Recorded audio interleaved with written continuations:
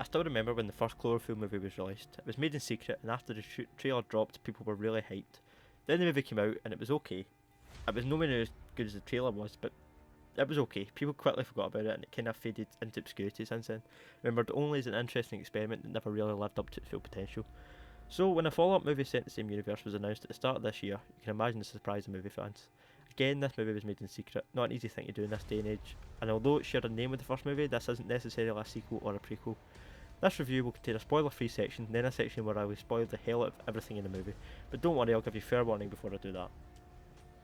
This movie is an example of why sometimes it's better to have a small, focused team of people working on a restrictive budget towards a collective aim in product.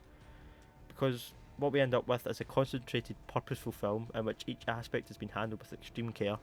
First off, this movie has 3 characters and that's it, so these performances have to be nothing less than stellar for the piece to work. Luckily they are here. Mary Elizabeth Winstead plays a young girl called Michelle who's just left her man. However, it's when she's driving away that she has a car accident and wakes up in the basement of Howard's doomsday bunker, the character played by John Goodman.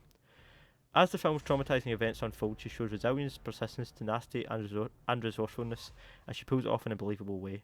John Gallagher Jr. plays a man called Emmett, who's known John Goodman's character from before the events of the movie play out. He's the comic relief in the movie, but his character is just as important as the other two, and he delivers a spot-on performance. However, John Goodman's performance in this film is of a different class. He runs away with the movie and he steals every scene that he's in. The film is a great reminder of why he's considered one of the greatest character actors of our time.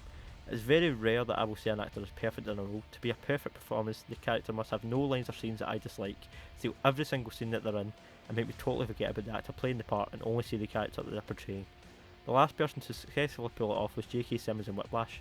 That is the level of quality that we're talking about here. Definitely Goodman's best performance of the last decade. The other star of this film is the audio. Both the score used and the sound effects are so well timed and effective. The various tracks played throughout, mixed with the straight up terrifying noises of simple things in the environment, especially the door of Michelle's room, which honestly sounds like a woman screaming every time it opened or closed. Also, I don't know if John Goodman's breathing was amplified in any way in this film, but it's terrifying throughout. The editing in this movie is also fantastic, best executed during Michelle's crash at the start of the film. The abrupt nature of the scenes and sound effects instantly let you know what kind of ride you're in for the next 90 minutes.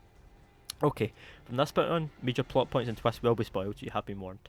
As the film progresses, we learn that Howard had a daughter called Megan, but Emmett and Michelle suspect that he may have killed his daughter, or at least some other young girls, so they hatch a plan to break out. Howard finds evidence of the plan and confronts the pair. Emmett takes the blame, and in what is one of the most shocking scenes that I've recently seen in cinema, Howard shoots him point blank in the head with a thunderous gunshot. After this, Michelle realises that he really is crazy and she has to get out, but he also catches her with evidence of the escape plan and chases her around the bunker. Michelle then kicks acid over him and makes for the exit hatch in a terrifying chase sequence. After she gets out, the bunker explodes, but she soon realises that she isn't in the clear yet. A dog-like monster chases her around the garden which she runs from, then a large alien ship lifts her up, but just as it is about to devour her, she makes a Molotov cocktail and throws it into the mouth of the beast, blowing it up. She then drives away and the movie ends. People have a problem with the end of this movie after Michelle leaves the bunker, and although I'll probably say that the first half is definitely superior, I still enjoyed the ending, and overall this is probably my favourite movie of 2016 so far. 9 out of 10.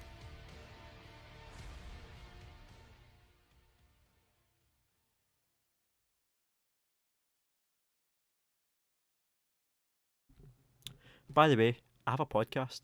Me and one of my mates for uni, Jonathan, we try to do it every single week. It's called the Gameswitch podcast.